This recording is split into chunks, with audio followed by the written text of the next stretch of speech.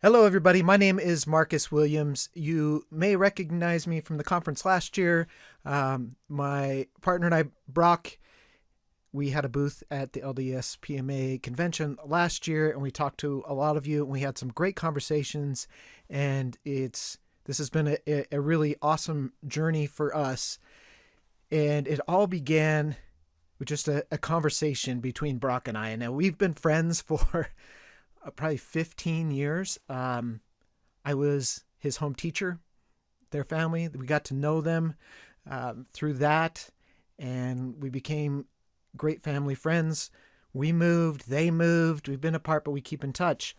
And one day, Brock and I were just on the phone, and he called me, knowing that I'm an independently published author, and he had been thinking about how do I find clean content or content books that I am okay reading, or that I'm okay with my kids reading, or that my wife is okay reading.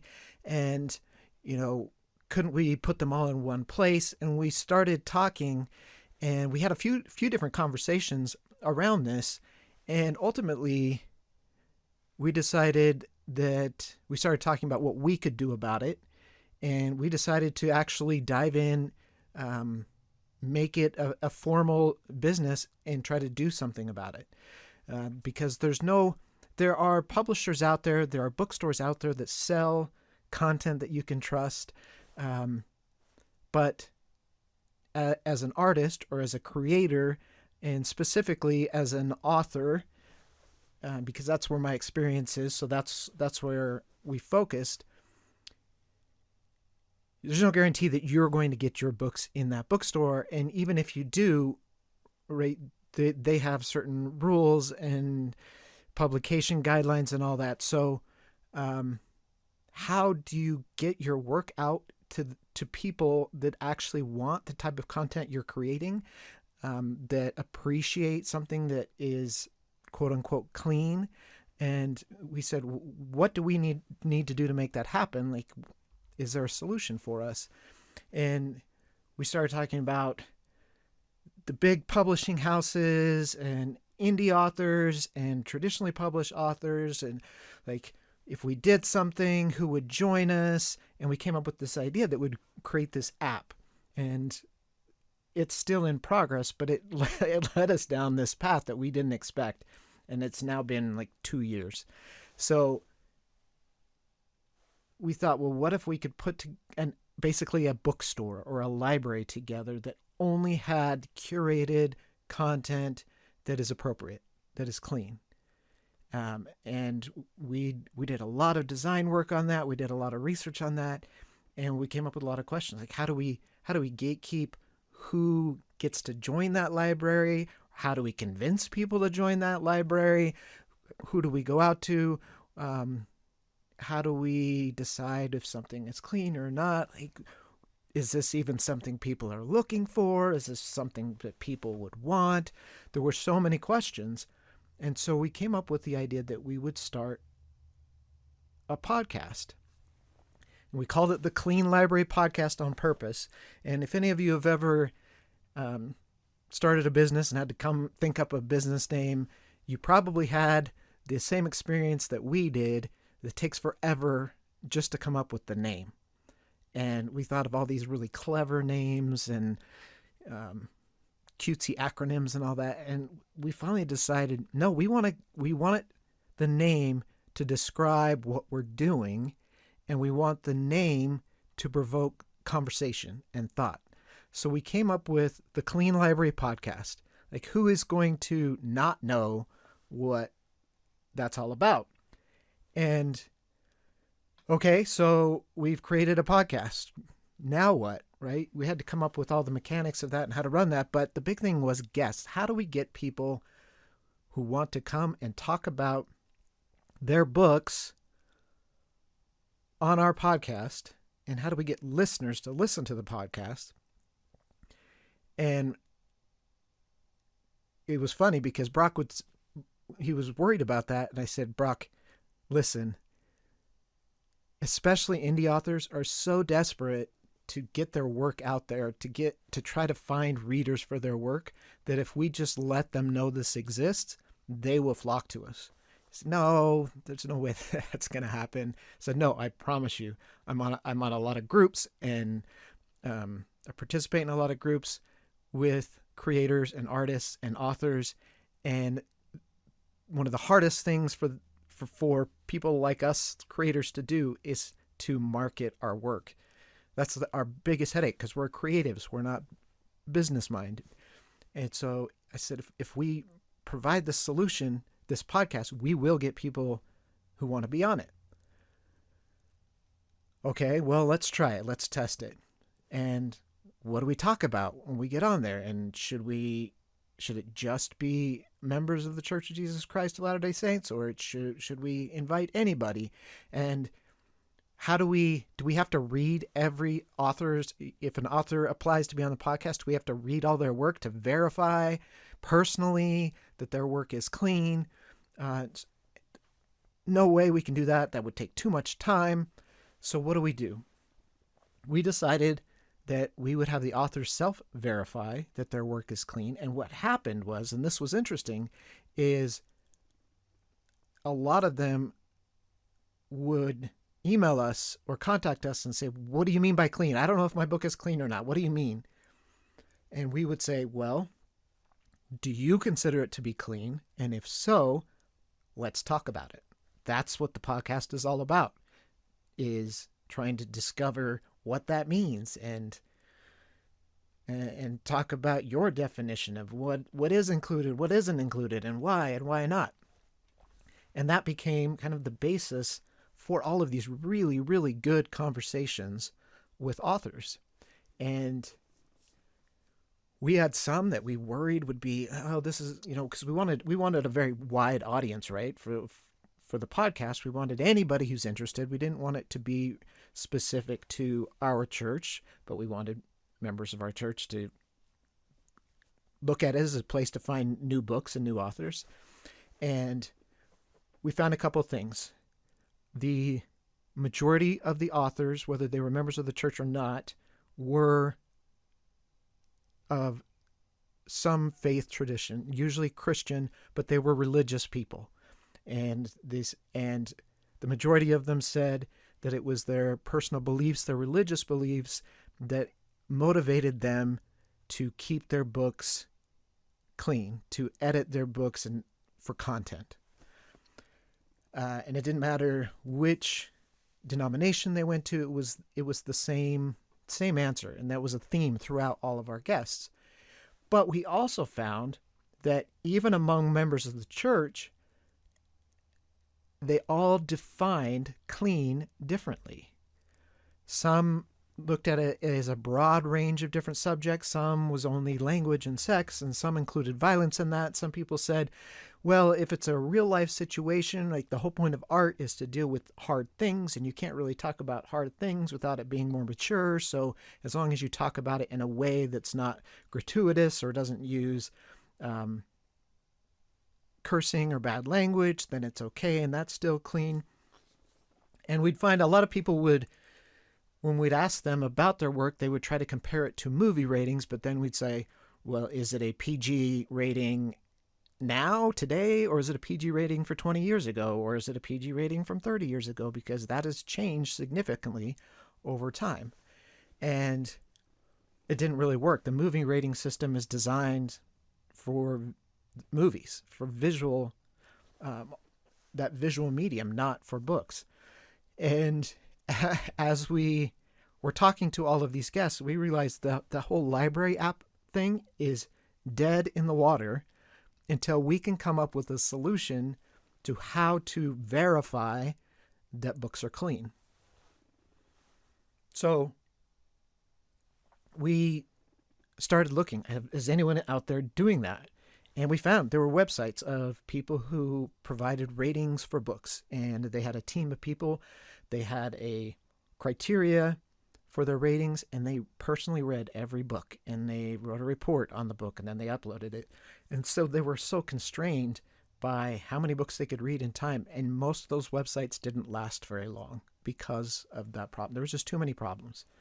But the people we talked to, a lot of them were, I don't want to say desperate. I wrote desperate. They weren't desperate, but they were very eager to get their work into the hands of people who would appreciate it for what it was. They really wanted to find their readers. So we had no problem finding guests. And we talked about, well, what do you do for marketing? And do you believe that there is an advantage or disadvantage in the marketplace for being clean? Do you stand out because of that? And is that a good thing? And we found that the books that are promoted, pushed, most popular, the most you see on social media, the books you see on the front table in a bookstore, generally there's no caring about whether they're clean or not, right? That's not a standard that is being used. And most of the people we talked to said they struggle with social media. They feel like they're posting into a void, and I know exactly what that feels like on my personal author accounts. I post and post and post. On TikTok, I'm in the 200 view jail. On X, I'm in the 40 view jail. Like, it doesn't matter how much I post. I haven't yet had something that has gone viral, so I'm still stuck at these low response rates. And it just doesn't work. And then these review sites don't work because it's just too much work and they don't last. They're not sustainable. But we firmly believe the audience exists, that there are people out there who want content that is clean. They want to read books that doesn't have all that gratuitous sex and violence and language and everything else in it. Those people are out there. But how do we find them? Because the regular avenues aren't working. The bookstagrams and book talks, the algorithm just does not push that. And there are creators that are very successful that just talk about clean books, and that's awesome. And I really love that they're doing that, and I love their work. But they're not like 50,000 followers. They're a couple thousand followers. And I don't know if there's a connection between how much people use social media and what kind of content they want. But it would be an interesting thing to study.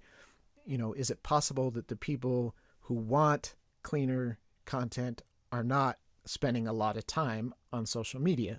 And if so, that's not going to be a great place to reach them. So, lots of problems to solve, right? You can do in-person events, like us going to the convention last year and doing a table. We had a lot of great conversations, but it takes a lot of time.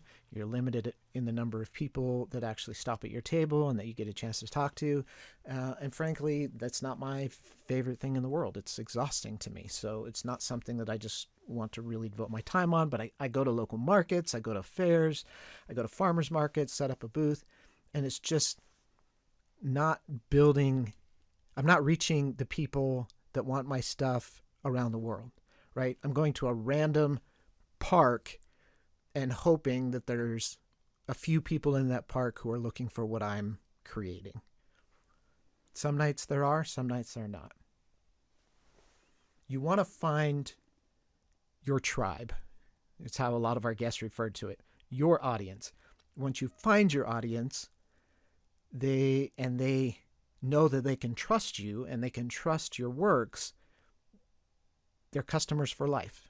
If they love your stories and they trust you, they will tell their friends about it. But how do you find them? And if your experience is anything like me, it just feels like never-ending self-promotion.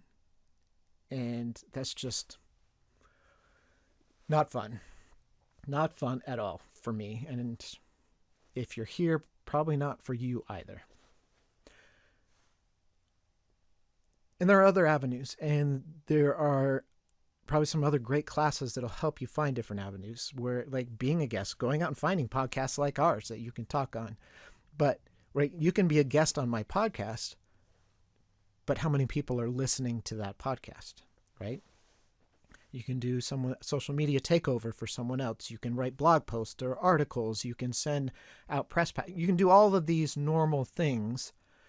But again, you are promoting into the void instead of finding the specific group of people who are looking for that clean or level of virtuous content that you're creating. So after doing like 48 episodes, we kind of had an aha moment that the publishing industry isn't designed to promote virtue. The algorithms on social media aren't designed to push virtuous content. The demand exists, but it's really hard to make the connections because of those algorithms and because of the industry. So we decided since we're already on this journey, we were going to do something about it. We couldn't build our library until we built a way to rate books. And so we transitioned from the clean library to this new project that is related, and we really wanted to create something that would help connect readers with creators, with authors. And I think we've done that, and I want to talk through that a little bit, and this may give you some ideas, but I think telling our story on how we got there hopefully gets your wheels turning and gets you thinking about what you can do and how you can better connect with people as well, because this has been something we've been really focused on for like 2 years, right? So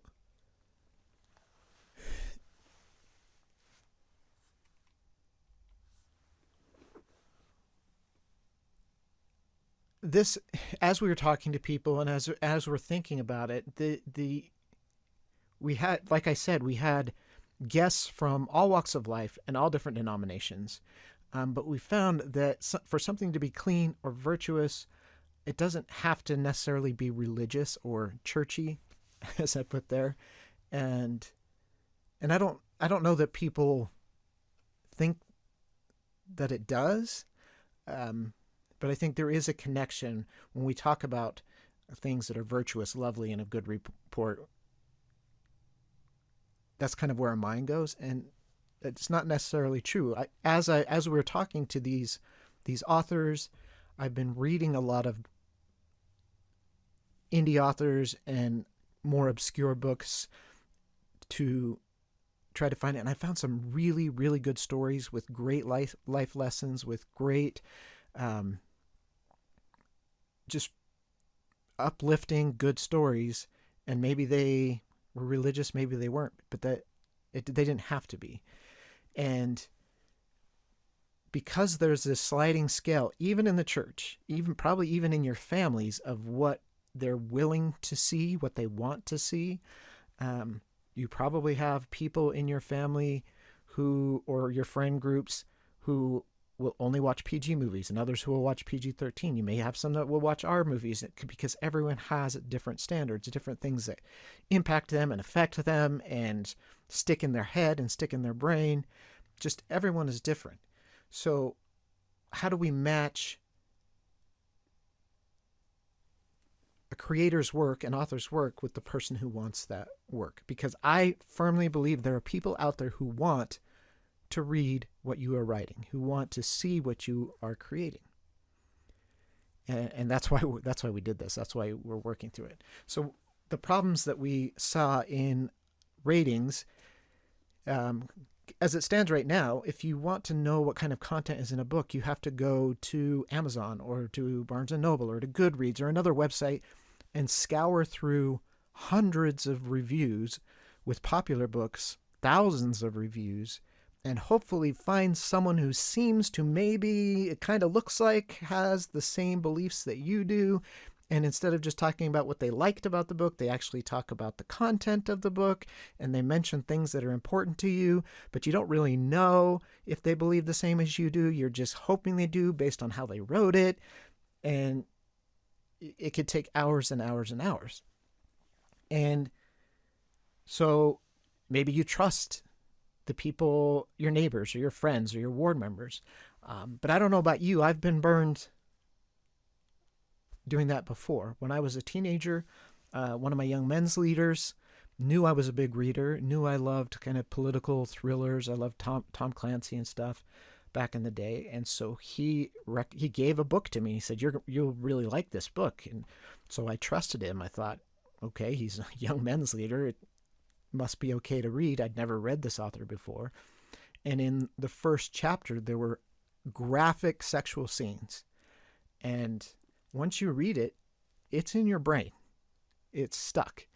So, that was me as like a 14-year-old kid suddenly thinking, I can't even trust my young men's leader to recommend a book that I'm okay, that I want to read. So there's a lot of subjectivity. There's a lot of bias. They're not consistent because everyone's not using the same system or definitions. They're not objective. And like I talked about those other websites where people tried to do this, they're not scalable.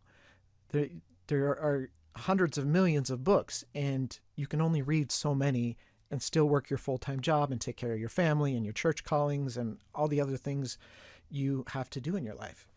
So these are all the problems that we face, and these are the problems that we were going to have to solve if we're going to build something that actually works. And so we thought,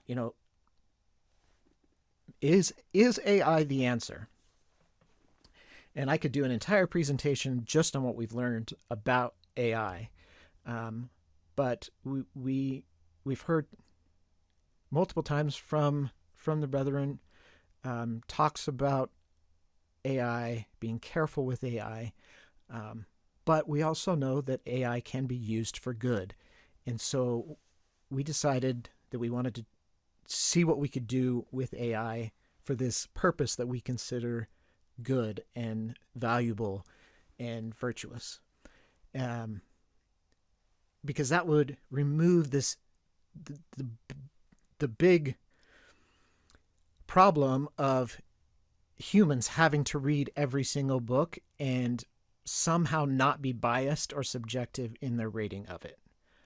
Because if AI can do one thing well, it can follow instructions. Now, again, I could talk for hours and hours about AI's issues and problems and the issues that we ran into and the things that we learned and how we overcame them. But we ran some tests at the beginning, and then we started writing out our content system, our rating system, and comparing it to how it needed to be, how the instruction needed to be written for the AI, and will it be easily understood, and are we going to get the same output every time, and all these questions, all these technological questions, but also, are we solving the problem we're actually setting out to solve? And so we came up with a system where we have six categories. Could there be more? Possibly. Could we have done with less? Possibly. But we think, based on all the conversations that we had with authors, that we've had with readers, our personal experience, these are the kind of broad categories that people are worried about, that people are concerned with when they're choosing books to read, when they're choosing content. Violence, sex, language, wellness, which is kind of a broad category. We added religion and LGBTQ plus content. So violence is pretty self-explanatory. Are there violent scenes in it? Are they gratuitous? Are they graphic? Or do they drive the plot? All those types of things. If you are a reader of romance books or a writer of romance books, there's an entire dictionary of words around romance books to chili peppers and spicy and fade to gray and fade to black and this and that. And you have to learn an entire new vocabulary if you want to understand what you're talking about. The majority of clean book influencers on social media are in the romance genre section. Frankly, that doesn't do me any good because I don't read a whole lot of romance. Every once in a while I will, but it's not my cup of tea. So all of those influencers aren't helping me find new books because I'm not interested in the content that they're talking about. I think it's very important what they're doing, and there's a massive reader segment in the romance genre, but there are others too. Language, like certain people are okay with certain words but not other words. Maybe they're okay with those words being said a couple times but not a lot of times. There are not just swear words, there's fantasy made up replacement words for swear words. There are just crude words. There are words, slurs, a lot of stuff there. Wellness covers healthy habits, healthy lifestyles, addictive behaviors, mental health issues, physical health issues, because I think those are all things that you want to look at. Even if it's a book that the main character has a disease or an illness, maybe that's not what you want to read, or maybe that is just a little too personal for you. So it's content that you want to hear about. But then it includes alcohol, smoking, drug use, and whether it's talked about as a bad thing or a good thing, because that matters too. If you talk about alcohol being a bad thing, that's different than glorifying the use of alcohol and saying it's fun, right? So there's all kind of a spectrum on all of these. Religion is one that we thought would be important, and is it talk about religion, and how does it? Is it negative towards religion or positive towards religion? Is it faith promoting, or is it promoting demonic or kind of evil? And where in the scale is that? If it's a good versus evil and good wins, that's very different than a good versus evil and evil wins. And then LGBTQ content is more, does it exist? Is it there? At what level is it there? Is it a character or two, or is it a major plot line? And we chose that because we think people care about knowing that before they read it or before they let their kids read it. And I'm not going to read through all these. You can read through them as I'm talking, and we'll provide these slides as well. But we took those 6 categories and we broke each category into 5 tiers. And originally we had 4 tiers, but we found as we started testing it and testing books that there was a difference between 4 and 5. There was an extra something that could be a 4 that might have a couple of words that you would consider serious swear words. That's very different than a book that is just constant throughout the entire book. And so there's that level of explicit content, but it's not frequent and just dominated, frequent, graphic, pervasive. And so this is, in those tiers 1 through 5, there's essentially 2 scales. It's the amount of content and the level of content. So there's none at all, or it's appropriate for everyone, to there's a lot of it and it's explicit and mature.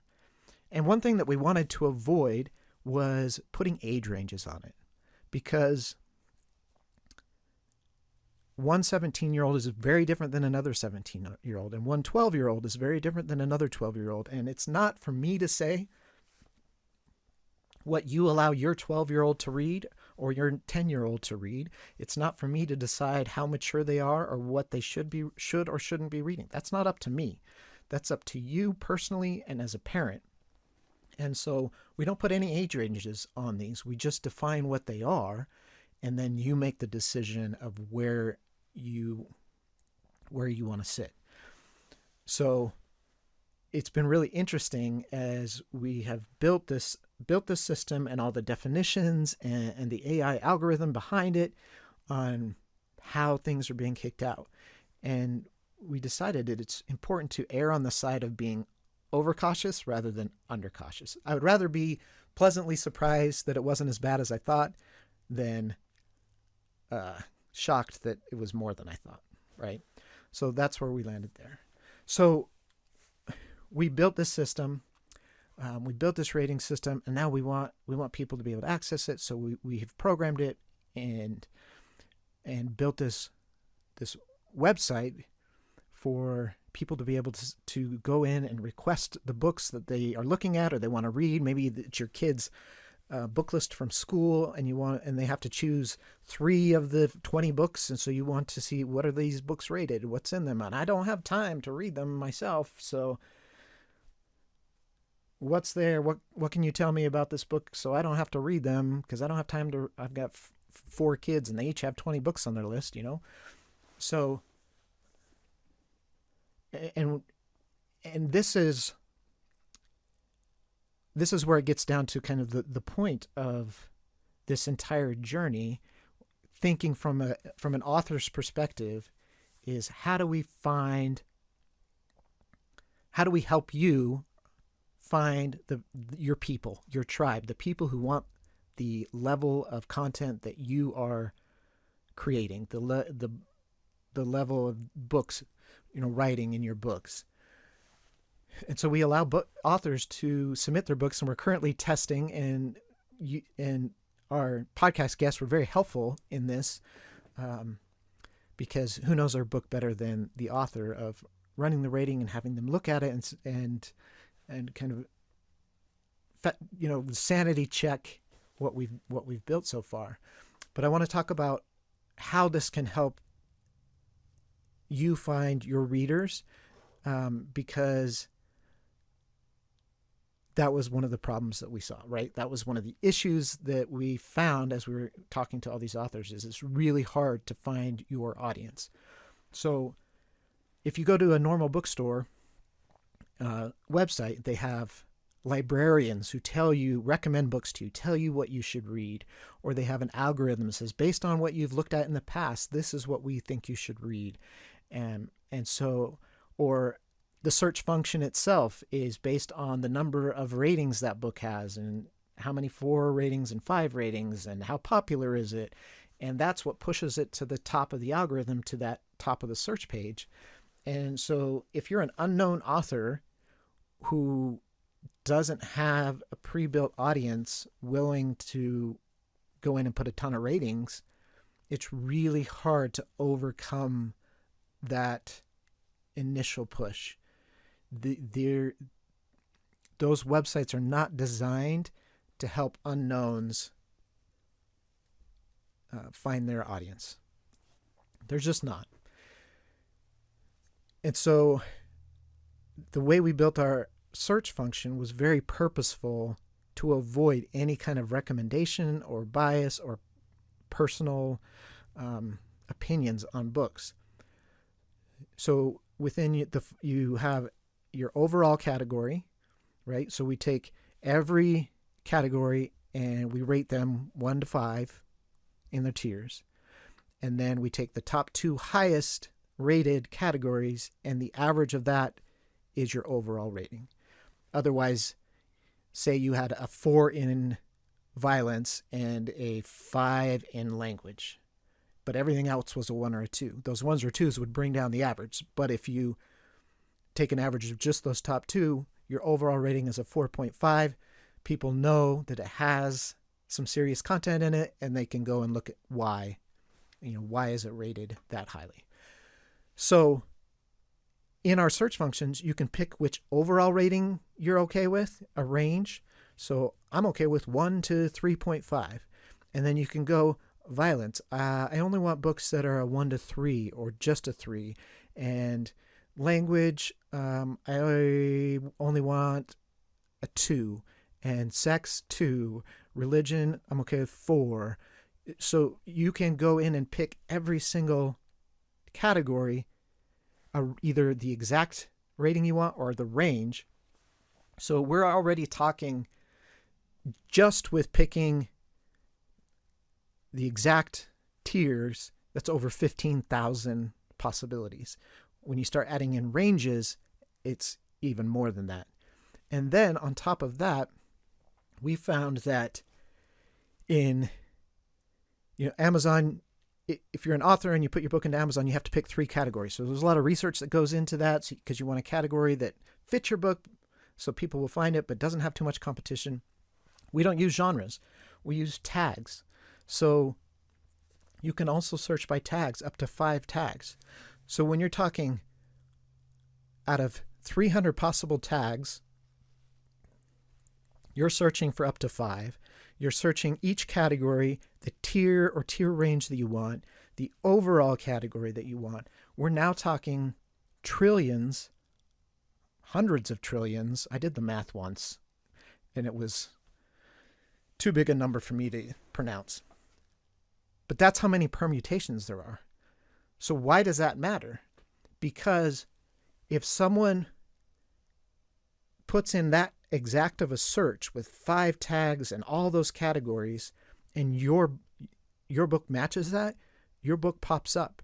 So there could be 1 million books, there could be 1 billion books in the library, but based on that specific search by the person who's looking for that specific type of content, they'll find your book.